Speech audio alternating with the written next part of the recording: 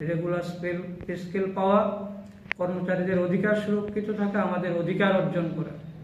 যেহেতু তৎকালীন বামফ্রন্ট সরকার 2001 এবং 2007-এর মেমোরেন্ডাম বলে সেটাকে ফিক্সড পলিসিতে রূপান্তরিত করেছিলেন, যে কারণে সেটা আমরা পাইনি। বারবার করে আমরা সরকারের কাছে গেছি, দপ্তরের কাছে গেছি, কিন্তু আমাদেরকে খালি হাতে ফিরে আসতে হয়েছে। তাই এক প্রকার বাধ্য হয়ে আমাদের আর কোনো গত্যন্তর ছিল না, স্বাভাবিকভাবেই আমাদেরকে আইনি পথটাই বেছে নিতে হয়েছিল। তো এই আইনি লড়াইয়ে আমরা জয়লাভ করেছি। তার জন্য সমস্ত ট্যাট শিক্ষক শিক্ষিকা সহ সমগ্র রাজ্যবাসীকে অভিনন্দন জানাচ্ছি। পাশাপাশি বর্তমান সরকার, বিশেষ করে রাজ্যের বিশিষ্ট মুখ্যমন্ত্রী শ্রদ্ধেয় মাননীয় মানিক সাহা মহোদয় এবং তার মন্ত্রিসভা ও রাজ্য সরকারের কাছে আমাদের বিনীত আবেদন থাকবে যে কোর্টের রায়কে মান্যতা দিয়ে ট্যাট শিক্ষকদের সার্বিক বঞ্চনা দূর করে এই অমানবিক আইনের বিরুদ্ধে আমাদের যে লড়াই, যে জয়, নিশ্চয়ই আপনিও আমাদের সঙ্গে সমবৃত্তি হয়ে এই রায়কে কার্যকর করবেন, এই আশাবাদ আমরা ব্যক্ত করছি। রাজ্যের মুখ্যমন্ত্রী, বিশিষ্ট ডাক্তার, এক ত্রিপুরা শ্রেষ্ঠ ত্রিপুরা গঠনে তিনি বলিষ্ঠ পদক্ষেপ নেবেন এবং রাজ্যের ইতিহাসে একটা মাইলস্টোন হয়ে থাকবেন, সেই আশাবাদও আমরা ব্যক্ত করছি। পাশাপাশি আমরা এও জানাতে চাই যে কোনো ধরনের অপপ্রচার যেন না হয়। আমরা কিন্তু কোনো অবস্থাতেই সরকারের বিরুদ্ধে নই, আমরা সবসময় সরকারের পাশে আছি, সর্বতভাবে সরকারকে সহযোগিতা করতে চাই। বিভিন্ন পত্রপত্রিকা, প্রেস মিডিয়ায় এই যুগান্ত রায়কে নিয়ে যে অভিনন্দনের বার্তা, যে শুভেচ্ছা বার্তা সারা ত্রিপুরাব্যাপী দিয়ে গেছে, আশা করছি রাজ্য সরকার সেটার প্রতি দৃষ্টি রেখে আমাদের অধিকারকে বাস্তবে রূপদানের জন্য কার্যকরী পদক্ষেপ নেবে। এই মূলত এই রায়ের যে বিশিষ্ট দিকগুলি মূলত হচ্ছে 2001 এবং 2007-এর মেমোরেন্ডাম বাতিল, যারা পিটিশনার তাদেরকে, পিটিশনার যারা ছিলেন বা যারা এখানে পিটিশন করেছেন, তাদের মামলার দিন থেকে তার 3 বছরের আগে এক্সাক্ট এরিয়ার যেটা 9% সুদ সহ দেওয়ার কথা বলা হয়েছে এবং যারা মামলাকারী, যারা পিটিশনার অর্থাৎ আমাদেরকে অতিরিক্ত 2000 টাকা করে প্রত্যেককে এই মামলা করার জন্য যে খরচ হয়েছে তার সেটাও মিটিয়ে দেওয়ার কথা বলা হচ্ছে।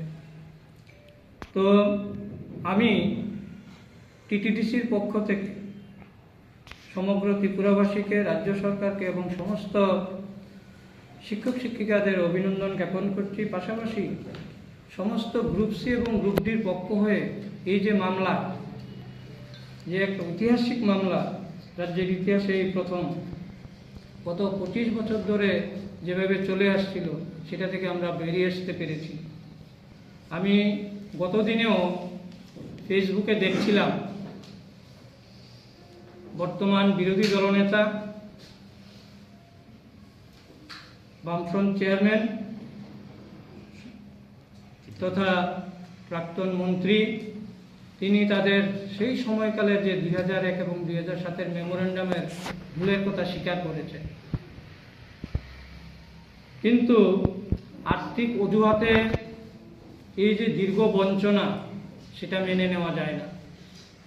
তিনি আর্থিক অজুহাত তুলে এই একটা অমানবিক আইন দীর্ঘ 17 বছর চালিয়ে গেছেন, সেটা কোনোভাবেই গ্রহণীয় নয়। যদিও বর্তমান সরকারও প্রায় দীর্ঘ 8 বছর যাবৎ আমাদেরকে বঞ্চিত রেখেছেন। তো আমরা চাই রাজ্য সরকার মহামান্য কোর্টের রায়কে মান্যতা দিয়ে আমাদের এই যে বঞ্চনা, সেই বঞ্চনা থেকে মুক্তি দেবেন এবং সমৃদ্ধ বলিষ্ঠ ত্রিপুরা গঠনে একটা সদর্থক ভূমিকা রাখবেন। ধন্যবাদ সবাইকে।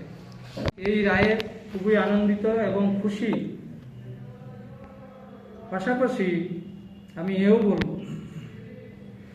যে আগামী দিনে আমরা সমস্ত ট্যাট শিক্ষক শিক্ষিকা সহ সমস্ত কর্মচারী, বিশেষ করে গ্রুপ সি গ্রুপ ডি যত কর্মচারী সংগঠন আছে তাদেরকেও আমরা শুভেচ্ছা জ্ঞাপন করছি এবং তাদের থেকে আমরা সর্বতভাবে সহযোগিতা পাব। বিশেষ করে আমাদের মামলার মূল বিষয় ছিল আমরা যারা ট্যাট টিচার হিসেবে 2016-17 থেকে নিয়োগ পেয়ে শিক্ষকতা করছি, মূল দাবি ছিল যে কর্মজীবনের প্রথম দিন থেকে রেগুলার পে স্কেল। কিন্তু দুর্ভাগ্যের হলেও সত্যি যে আমাদেরকে কর্মজীবনের প্রথম দিন থেকে রেগুলার পে স্কেল দেওয়া হয়নি। কারণ মূলত বামফ্রন্ট সরকারের 2001 এবং 2007-এর মেমোরেন্ডাম মূলে আমাদেরকে ফিক্সড পেতে থাকতে হয়েছে। আমরা এই মামলা করার আগে দীর্ঘ আইনি পরামর্শ নিতে হয়েছে আমাদেরকে, বিশেষ করে সুপ্রিম কোর্টের লয়ারের সঙ্গে আমরা পরামর্শ করেছি এবং এই পরামর্শক্রমে তিনি আমাদের বলেছিলেন যে এই আইন, বিশেষ করে মেমোরেন্ডাম 2001 এবং 2007, সেটা সম্পূর্ণ বেআইনি, সংবিধান বিরোধী। পাশাপাশি আমরা আলোচনা করেছি রাজ্যের বরিষ্ঠ আইনজীবী পুরুষোত্তম রায় বর্মন, তারপরে আইনজীবী অরিজিৎ ভৌমিক মহোদয়ের সঙ্গে। তাদের পরামর্শক্রমে আমরা শেষ পর্যন্ত আইনি লড়াইয়ে যেতে বাধ্য হয়েছি, যদিও তার প্রেক্ষাপট ভিন্ন। কী কারণে আমাদের টিটিডিসি করতে হয়েছিল? TTTWA, ট্যাট টিচার ওয়েলফেয়ার অ্যাসোসিয়েশন আছে, আমরাও ছিলাম সদস্য, কিন্তু তারা মূলত আইনি লড়াইয়ের পক্ষে ছিলেন না। আমরা বারবার করে বলেছি, সরকারের কাছে আবেদন নিবেদন করেছি, ডিপার্টমেন্টকে আমরা ইন্টিমেশন দিয়েছি, কিন্তু বারবার সেখান থেকে আমরা প্রত্যাখ্যাত হয়েছি। আমরা কোনো ধরনের আশ্বাস পাইনি আমাদেরকে রেগুলার করা হবে।